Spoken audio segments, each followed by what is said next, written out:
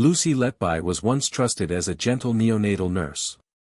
But between 2015 and 2016, she murdered 7 babies and tried to kill several more at the Countess of Chester Hospital. Investigators noticed the chilling pattern: every time she was on shift, infants collapsed.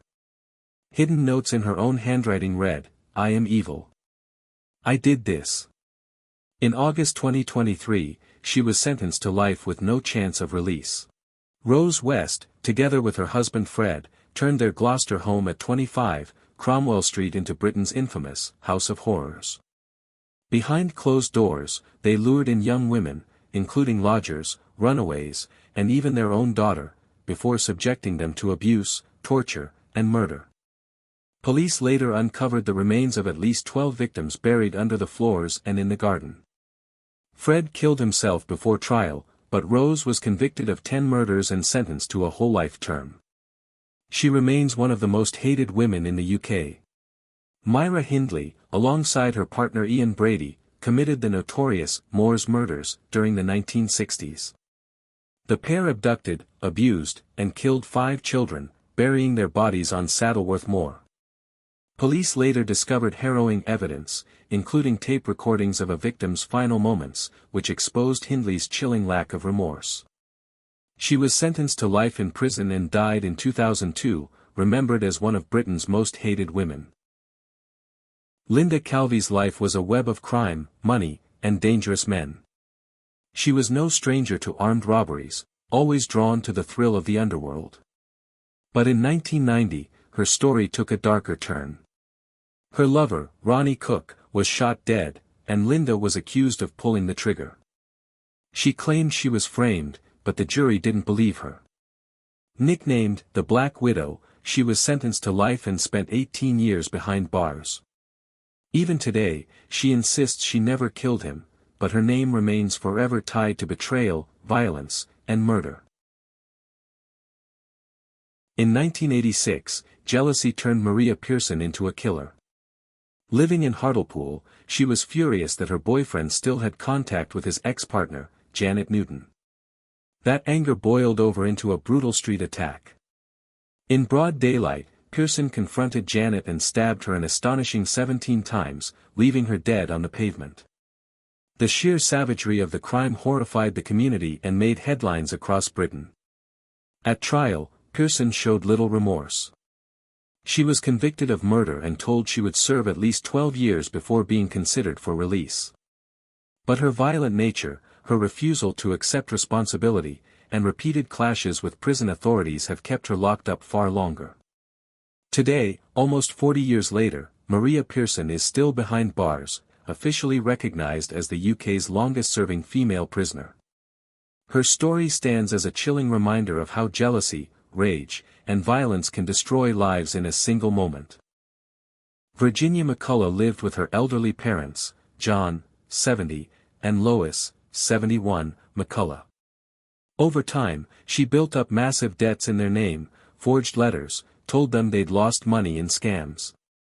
In June 2019, she attempted to poison her father with crushed prescription drugs in a drink. He died. Then she murdered her mother by stabbing and bludgeoning her.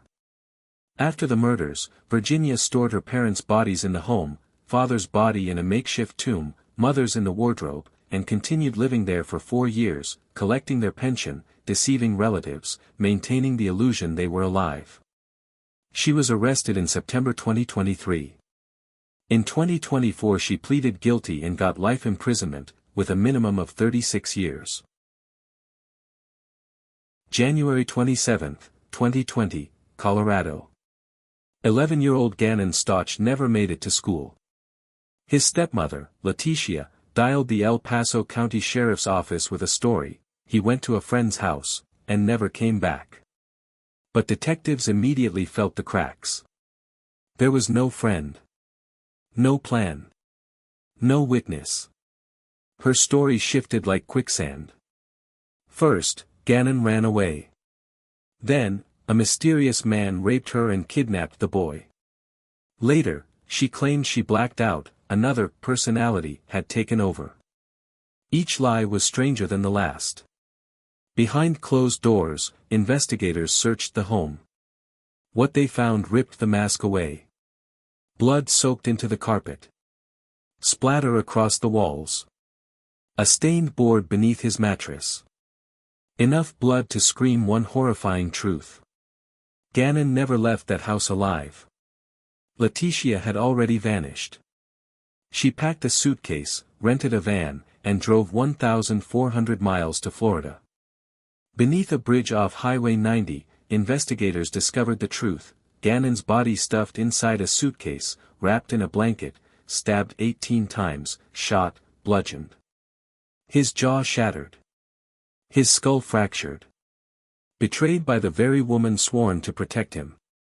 When arrested, Letitia didn't just defend herself, she performed. She blamed alter egos. Filed false accusations. Escaped custody once, then tried again. In jail she smeared feces on the walls, claimed spirits attacked her, and in court, she fired her lawyers, representing herself with rambling nonsense and wild theatrics. The crime alone was monstrous. But her cold, erratic unraveling turned the trial into a spectacle of madness. Prosecutors laid down 900 pieces of evidence. Friends testified. Her own daughter testified. The lies collapsed, one after another. On May 8, 2023, the verdict was read, guilty on all counts. Letitia Stauch, sentenced to life without parole. But the scars she left are eternal. July 17, 2022, Hampshire, England. Police stepped into the bedroom of 27-year-old Shay Groves, and found a scene straight out of a horror film. Lying on the bed was Frankie Fitzgerald, 25 years old. His chest and neck carved open by 22 stab wounds, his throat slashed so deep it nearly severed his head. And yet, Groves, the killer, sat calmly. Almost rehearsed. She claimed self-defense. Said Frankie attacked her. But detectives soon uncovered a darker truth. Groves wasn't just violent, she was obsessed. Obsessed with killers, obsessed with control, obsessed with turning life into her own twisted movie. Her bedroom walls were covered with pictures of serial murderers. Knives lined her shelves. She even filmed herself in fake interrogations, pretending to be the victim, or the detective. But this time, the blood was real. Frankie and Groves had been trapped in a toxic cycle: jealousy, sex, manipulation, surveillance. She tracked his phone, filmed their encounters, interrogated him like a prisoner. And when she discovered he had messaged another woman, something inside her snapped. That night, while Frankie slept, she struck. 22 knife thrusts. A throat cut from ear to ear. Then, with his blood still on her hands, she smoked a cigarette. She called a friend and confessed, "I did it. I stabbed him. It's really bad." But instead of surrendering, she tried to clean up. Lit candles. Edited a video montage of their relationship, set to sad music, while Frankie's body lay cold in her bed. For 24 hours, she never called police. At trial, her excuses collapsed. No defensive wounds, no evidence of struggle, just fury, jealousy, and obsession. Jurors saw hours of video clips, Groves posing with knives, mocking officers, laughing like it was all a game. On August 17, 2023, Shay Groves was found guilty of murder. Her sentence, life imprisonment, minimum 23 years. But to the public, the message was chilling: she hadn't just killed Frankie Fitzgerald. She turned him into a character in her own horror story. The call came in flat, emotionless. A mother reporting her stepdaughter had died in her sleep. But what police discovered inside that Georgia home was anything but peaceful. In a trash can, wrapped in blankets, lay the body of 8-year-old Imani Moss. She weighed just 32 pounds, skeletal, her face hollow, her frame starved. And her body had been set on fire, a desperate attempt to hide the crime. At the center, her stepmother, Tiffany Moss. A former preschool teacher. No criminal record. Married to Imani's father, Iman Moss. From the outside, an ordinary family. Behind closed doors, a nightmare. Teachers had raised alarms. They saw the bruises. The black eyes. They heard Imani whisper, "I'm not being fed, my stepmother hates me." But every time, the system failed. Custody was handed back. And the abuse grew worse. By 2013, Tiffany had turned their home into a prison. She locked the little girl in a bedroom with no food, no water, no light. Her own biological children ate well, while Imani withered in silence. Bread crusts. Moldy scraps.